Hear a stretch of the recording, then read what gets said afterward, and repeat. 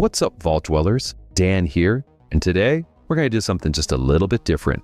This video, it's brought to you by the B-Stream. They're a streaming service built specifically for people like us. People who understand that the best movies, they're the ones that most people have never heard of. The B-Stream, it's all B movies all the time. And here's the beautiful part. It's subscription-based, which means no commercials. Sorry, Tubi. So just you, the movie, and whatever questionable life choices brought you here, and you're gonna love it. They've loaded up a fresh batch of films, and I watched all 10 of them, so you know what to queue up first, what to save for later, and what to watch when you've had enough drinks to lower your standards. I'm ranking all 10 from bottom to top, my opinions, my rankings, and my bad taste. Let's get to it.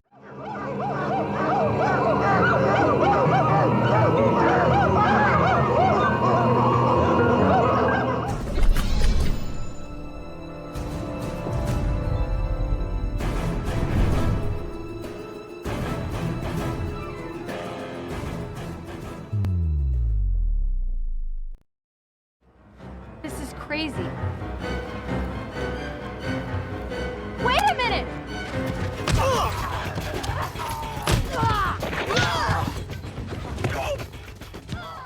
All right, coming in dead last, and I don't feel great about it because somebody did try to make a movie here. It's Starforce from the year 2000. This is one of those low-budget sci-fi films that just desperately wants to be Starship Troopers, but has the budget of like an Orkin Man commercial.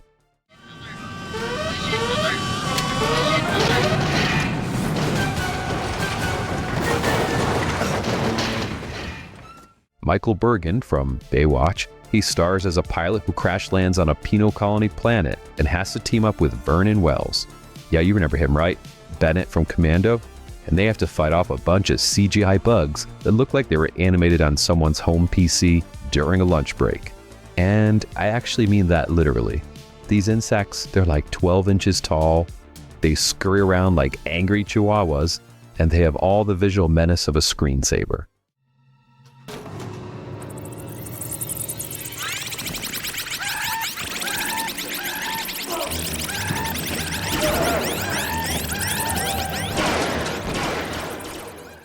The cockpit shots are so unconvincing, I half expected to see a joystick from Radio Shack. The sets are virtually non-existent. When you're supposed to be looking at a colony of convicts, you get maybe like 6 guys and a couple of bodies in unbelievable death poses. Andy Weber shows up in post-apocalyptic makeup that's honestly probably the most convincing thing of the entire film. Martyrs and do-gooders give me the creeps. Yeah, well, we have a code that we live by. Duty unto death. Yeah, we got our own saying here. Every man for himself. But hey, I'll give credit where credit's due, and director Corey Howe came from real effects work on Friday the 13th and Reanimator, and once the movie gets on the ground with actual ATVs and dune buggies, there's a scrappy Mad Max energy that almost works here. Well, okay, almost.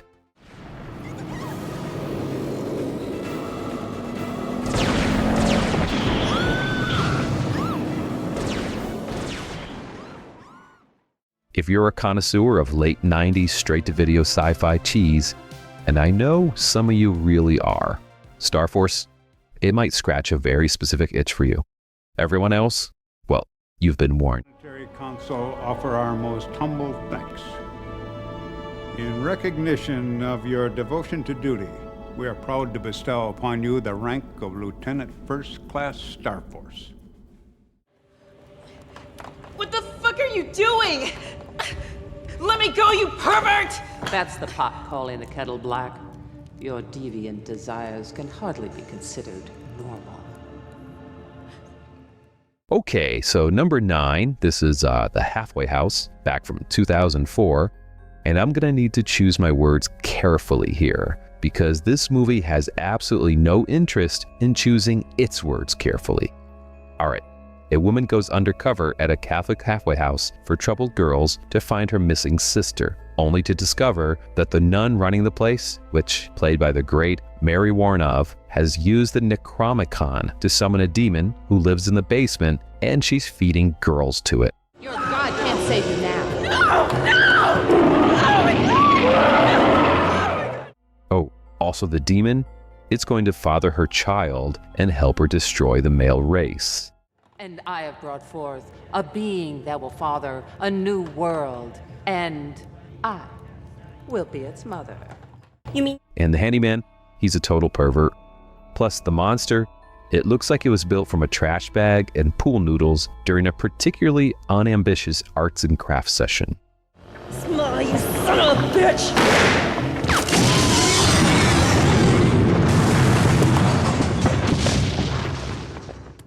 This is sexploitation in its purest, most shameless form. The nudity is constant and just completely gratuitous, and the profanity is super aggressive. Father Fogarty loves to paddle his misbehaving girls, which, you know, it tells you exactly what kind of movie this is. Because you never know when a little Dutch boy might come along and shove his fist up a dyke. It is like a cheap porn movie just without the porn. Now, look, right? Mary Woronov, she is just an absolute legend. I mean, she was in Death Race 2000, in the amazing Eating Raoul, and she brings more commitment to this demented nun role than the material deserves by a factor of about 1,000. It's Sister Cecilia. What? Yes, we have a new guest. Come in. If you're in the right mood, and by right mood, I mean it's like 2 in the morning, you've had a few whatever, and you want to watch something that makes you question every decision you've ever made, then The Halfway House, it's going to deliver the experience you're looking for. It's trash, but it knows it's trash, and there's a weird honesty to that.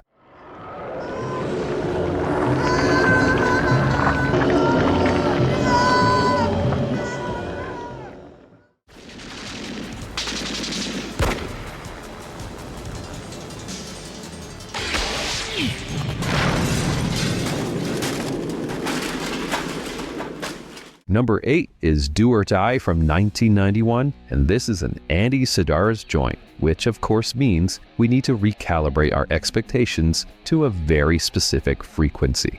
Thomas Spear and Roberta Vasquez play federal agents who are told by Pat Morita's crime lord character that he's hired 6 teams of assassins to kill them over the next few days. But hey, he's going to give them a head start because honor demands it. If Kane revealed himself to you, he intends to see you dead. You're in a do-or-die situation. Well, it won't be the first time. You ladies are in some hot water. What follows is basically The Most Dangerous Game if it was directed by someone whose primary creative influences was the Playboy Mansion. Tops come off with the regularity of a Swiss watch. Erik Estrada shows up, which it's not a sentence I expected to write today. And the explosion effects, they're so cheap, you can practically read Fisher-Price on the models. But here's the thing, man. This is an Andy Sidaris movie. The man knew exactly what his audience wanted, and he delivered it without pretense and without apology. His fans want bouncy playmates shooting it out with bad guys. That's the product, that's the promise, and it's just truth in advertising.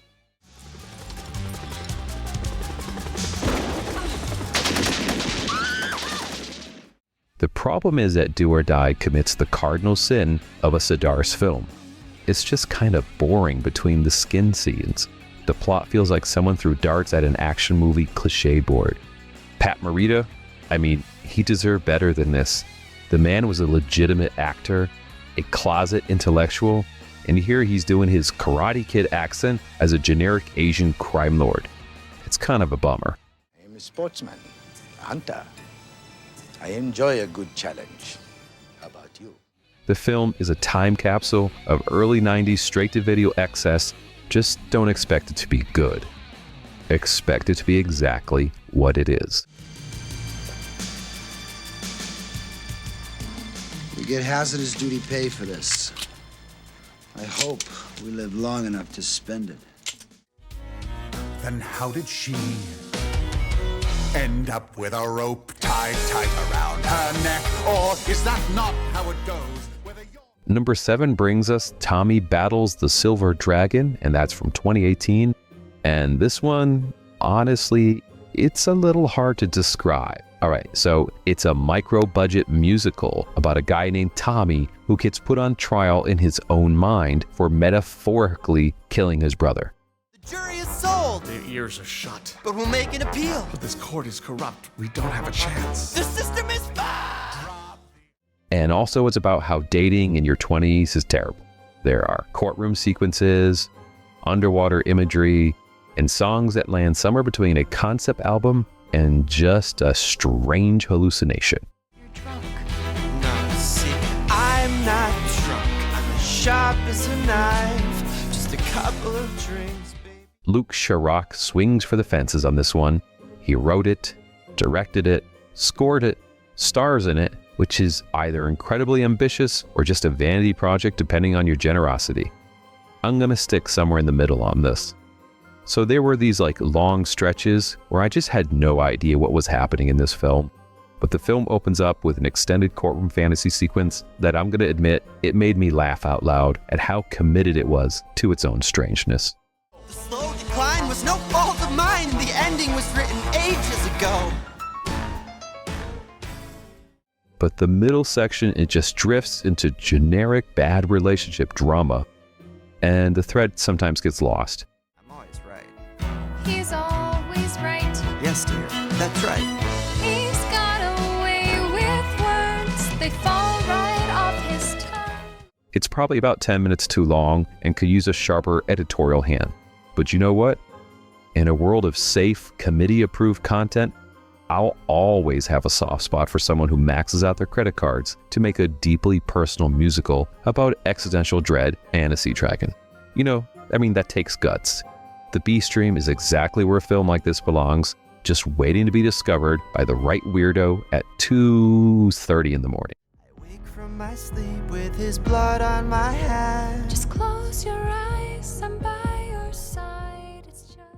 No, I just wanted to come to a place where the people look miserable, but sound happy. Well, and your family, are they still in the States? Well, I was dealt a bad hand when I was young. They're dead. Just Jim from 2015, and this is one that's gonna divide a few people. Craig Roberts, he wrote, directed, and stars in this dark comedy at the age of 24, which is impressive regardless of the final product. So he plays Jim, who's a lonely Welsh teenager who gets bullied, ignored by his parents, and abandoned by literally everyone. I mean, including his own dog. Then, Emile Hirsch moves in next door as a mysterious American named Dean, you know, like James Dean, who takes Jim under his wing and starts teaching him how to be cool. Every time I see you, you look depressed. I am depressed. Come on, let's get the fuck out of here. Except Dean might be insane or imaginary, probably both. The film has this David Lynch quality where you're never quite sure what's real and what's happening inside Jim's fractured headspace. There are some surreal underwater sequences, a deranged ex-soldier who's like muttering into a walkie-talkie, and an overall atmosphere that both depresses and is oddly hilarious. Hirsch is so great in this. He brings this coiled energy to Dean that makes you just uneasy. Fuck off somewhere and don't come back. Stop being a pussy and just kill yourself already. Bring the curtain down, because it doesn't get any better from here. The visuals are legitimately beautiful in this film. Like, individual frames of this movie kind of look like surrealistic photography. But where it stumbles is the pacing. The slow burn approach that works for Lynch requires either hypnotic momentum or just constant unease. And Just Jim, well, it has patches where it's just so goddamn slow. Like no burn. Logical liar. I've seen this before. And it is a key sign of psychopathic behavior. Now, no parent ever thinks their child will grow up to be a serial. But for fans of weird, offbeat, small-scale character studies, this might be a hidden gem for you. Give it a chance. Let it marinate. You know what, you're a dick. Don't fucking push me. You're fucking weird. Leon's right, you're a freak. I'm glad I'm not your friend anymore. All right, Vault Dwellers, let's take a quick break from the carnage because I want to talk to you about the B Stream for just like a second. I know you already know the deal. All B movies, all the time, no ads, no algorithm deciding you've watched enough weird stuff for one evening. But here's what's new. The B stream, it's now on Roku. So if you've been watching on your phone like some kind of animal, that excuse is gone. Go big, go on the big screen, and do it tonight. Oh, and listen to this. You may have heard that Shudder just canceled the last drive-in with the amazing Joe Bob Briggs. 7 seasons, just gone. Joe Bob himself said, and I quote, "We ain't done." And the B stream, they heard that loud and clear. They put it out there publicly that they would love to bring Joe Bob home to a platform that was basically built just for him. Drive-in movies, B stream. Tell me that's not the most obvious pairing since Peanut Butter and Chainsaw Massacres. If you want to make that happen, you should totally subscribe. The link's in the description. All right, let's go make some noise.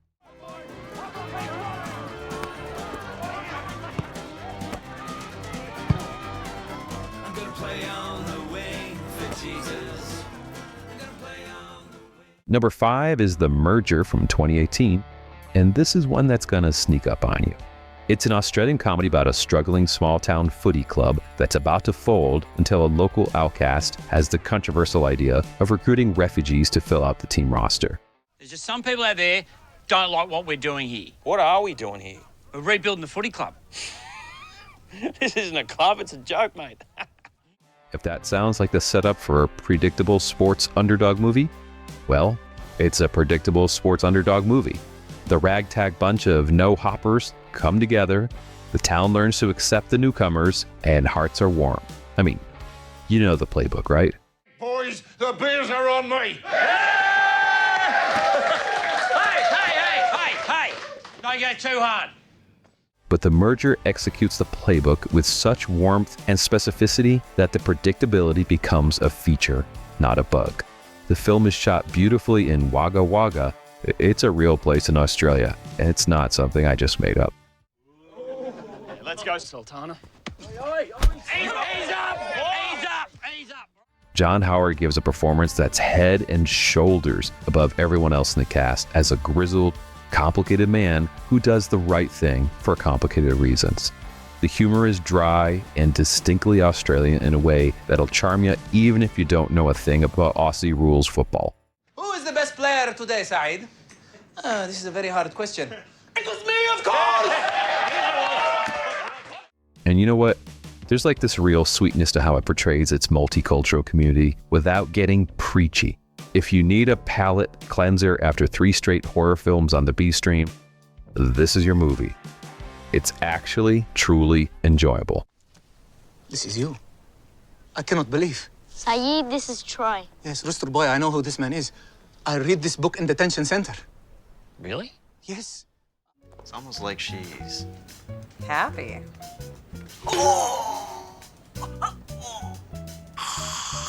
Maybe she had a tiny stroke. Number 4 brings us sensitivity training from 2016, and this is the pleasant surprise of the bunch. Annalise Phillips plays Dr. Serena Wolf, and she's a brilliant microbiologist who is so spectacularly rude to her colleagues that one of them commits suicide. Hey, wait, don't click away. The movie is way lighter than that sounds, I promise you. We've been short-staffed since Laura killed herself and everyone quit. And we could use an extra set of hands. He doesn't look very sciencey. Now to keep her job, she's forced into sensitivity training with Caroline, a relentlessly cheerful coach with 2 PhDs who deals with Serena's hostility with just unflappable calm. This is science, not Little League. Positive reinforcement encourages productivity. Are you even a real person? Or are you a schizophrenic hallucination? Anyways, from there, the movie becomes a surprisingly sweet, odd couple comedy about 2 women who have absolutely nothing in common, learning to actually like each other. The 2 leads, they just have fantastic chemistry. Can you admit that improved morale may have contributed to today's victory? Come on, I really like cheersing. All right, I admit it. Phillips plays abrasive without ever becoming unlikable, which is a total tightrope act. She's just fine, dear. I am not fine. I am completely fucked up thanks to you people. The script is predictable. Sure, you can see where it's going from about the 15-minute mark. But the jokes, they land consistently. The relationship develops with enough nuance to keep you invested. And there's this like underlying message about friendship and human connection that totally earns its emotional payoff without beating you over the head with it. So what do we do now? I think we hug. Oh. It's the kind of small, like well-crafted indie comedy that gets completely buried by the algorithm, but deserves way more eyeballs than it gets. I think you should cue this one up. You're gonna be glad you did. How could you speak to her like that? We women in science are supposed to support one another. You didn't even like her. At least I didn't kill her. None of you read the script? You think this movie's about a baby? No, I mean, read the script. No, I'm times. saying, like, as the reader, we see the subtext. It's about a meteor, Gary. Terry, while you're here, why am I wearing this? Number 3 is Micro Budget from 2024 and Vault Dwellers.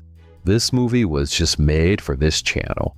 It's a mockumentary about the making of the worst movie ever made. And I mean that as the highest possible compliment. Patrick North co-wrote the film and stars as Terry, who's a moronic director with zero experience, who somehow secured financing to shoot a disaster movie about Toronto being destroyed by a meteor on a micro budget. Who's this? I'm Brett. Who's Brett? Brett. That's Brett. Hi, Brett. No, I mean, I know he's Brett. I'm saying, like, what are you doing here? The actors are working on the promise of back-end money, and that, it's never going to materialize. The set, it's on an Airbnb that has expressly forbidden filming, and the visual effects supervisor is using what appears to be like clip art to simulate the catastrophe. What are the helicopters doing? They're not fucking, but like, I wanted it to seem like you didn't know if the helicopters were fucking or fighting. It's like a B-plot love story between the helicopters. Watch. Oh, and Terry's wife, who is just so very pregnant, is cleaning up all the time like broken glass and cooking feasts while her husband doesn't lift a friggin' finger. Could you set the table? Could you put the plates and forks and the napkins out, Terry? Could you do something? No, Could you help me? No, I have. This is extremely stressful. I have germs on my hands. You have germs on your hands? Yeah, I have germs on my hands. Can you wash your hands? It is savagely funny, this film. The cast is stacked with improvisers from UCB and Saturday Night Live World, and every single one of them just totally understands the assignment. You keep saying crypto, man. We're talking about Nazis. Right. I think journalists in 2023 are allowed to be biased against Nazis. No, crypto, because of the World Bank. Every scene is just bursting with jokes. The pacing is frantic in the best way, like middle-era episodes of The Office, where everything is just careening towards disaster, but somehow all goes in the same direction. Terry hires an intimacy coordinator who is being investigated for sexual assault and kind of looks like the Tiger King. I thought maybe at this point before the kiss, you could say, hey, babe, what do you say we slap nasties? What? Yeah, not saying that. The Airbnb host finds out that there's a film being made, of course, assumes it's a porno, threatens to call the cops, but then demands his girlfriend gets a cameo. I mean, it's just relentless. And underneath all the chaos, there's this like unspoken commentary about Hollywood's depleted economy, and everyone on this set is working against their better judgment because there's just no work anywhere else.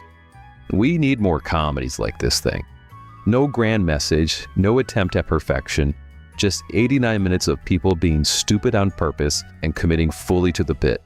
If you've ever worked in a terrible set, and I'm sure some of you have, I've read it in the comments, this will feel like a documentary, not a mockumentary.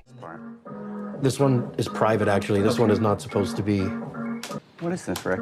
This is, you don't have, I just pressed pause, so could you not touch my computer? Well, This is a visual effects computer, so please don't touch it. It's more expensive than regular computers. Because he spoke perfect German, perfect French, and perfect Italian, he was involved with a lot of sabotage and working with partisans behind the enemy lines. Number 2, it's the life and death of Christopher Lee, and it was filmed back in 2024. And I'm going to be honest with you, I actually got a little emotional while watching this. This documentary about the legendary Christopher Lee takes this bold, stylistic gamble. Okay, so bear with me here. Rather than just piling on talking heads and archive footage, The director uses animation and puppetry to narrate the story. My total screen time in the whole of that first Dracula movie was just 8 minutes. This is the story of Dracula, a creature who destroys all whom he touches. So the puppet version of Christopher Lee, it's either going to charm you or just lose you in the first 5 minutes. And I understand both reactions, right? But if you stick with this, the approach creates this warm, almost fairy tale quality around the life that was just stranger than fiction. It was, I suppose, to honor him that I swiftly decided again to enlist and join the war abroad. This is a man who witnessed one of France's last public executions when he was a child. He hunted Nazis during the war. He served in special forces operations that he was legally forbidden from discussing for the rest of his life. There is some mystery attached to his work during the war and immediately after it. A lot of that, I think, is to do with the Official Secrets Act and the fact that Lee... He was even related to Ian Fleming, and he likely inspired elements of James Bond, and who then just went on to become the most prolific horror icon in cinema history. I mean, the talking heads, they are extraordinary when they're on screen. You got Joe Dante, John Landis, Peter Jackson, and the lovely Carolyn Monroe, and they all just get visibly emotional discussing Lee. Because, you know, like the consistent thread is that he never understood how beloved he was. Etc. And who was the #1 star in horror pictures? Christopher Lee. So I reached out for Christopher, and when I met him, we just became fast friends. He was like perpetually dissatisfied, perpetually nervous, and perpetually convinced that his horror work was beneath him, even as it became the foundation of his immortality. There's this amazing scene where archival footage shows Lee laughing with a very old Peter Cushing, and it's probably one of the loveliest things I have ever seen in a documentary. This is happening all over the world. People say to me, "How is Mr. Cushing?" Sometimes they say, "Good morning, Mr. Cushing." The moment where Lee talks about Cushing, like waiting decades to rejoin his dead wife, just playing with toy soldiers and passing time, that's the one that got me. For any horror fan, any Hammer fan, any vault dweller who grew up watching this towering man in a cape, this is essential viewing. What role would you like to be most remembered for? Probably Jinnah. I think that's the most challenging and important part I've ever had. Don't touch me! You can't take me back! I did what I've been asked! Now leave me alone! Go! Go away! It's the best film in this month's B-Stream lineup, and it's not even close. This is Lucio Fulci's The Beyond from 1981.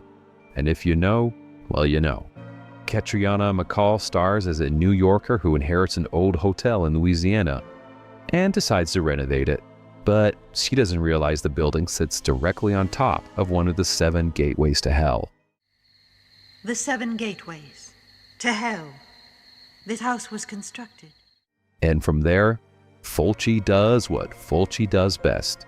He just abandons conventional narrative logic entirely and constructs a series of sequences just designed to horrify you, disturb you, and make you question whether you should be watching this movie at all.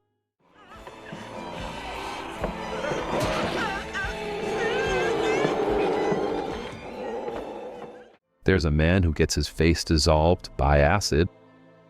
Tarantulas eat someone's face in agonizingly real time. And a crucifixion happens in the prologue. The practical effects are spectacular. This is pre-digital gore at its absolute finest, like every wound and every death crafted by hand with a perverse artistry that CGI has just never been able to replicate.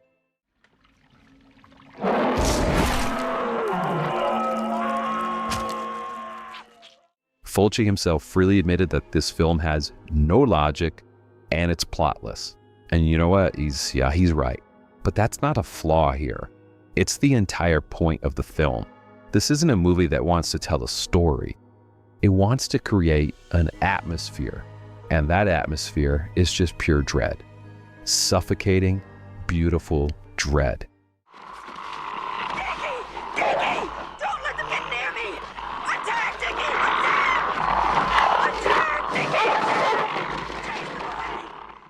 The ending, which I'm going to try not to spoil, was one of the most haunting final images in horror history.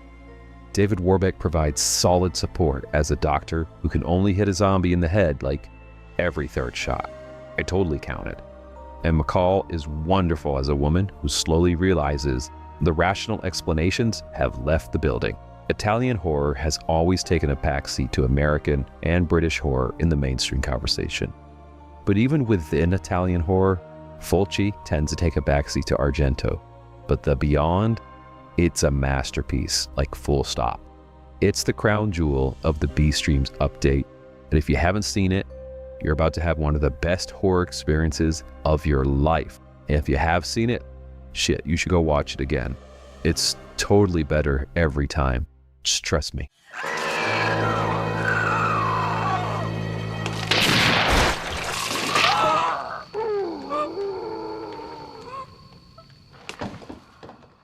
Alright, so that's the rundown, Vault Dwellers. That was 10 films, 10 very different experiences, all waiting for you right now on the B-Stream.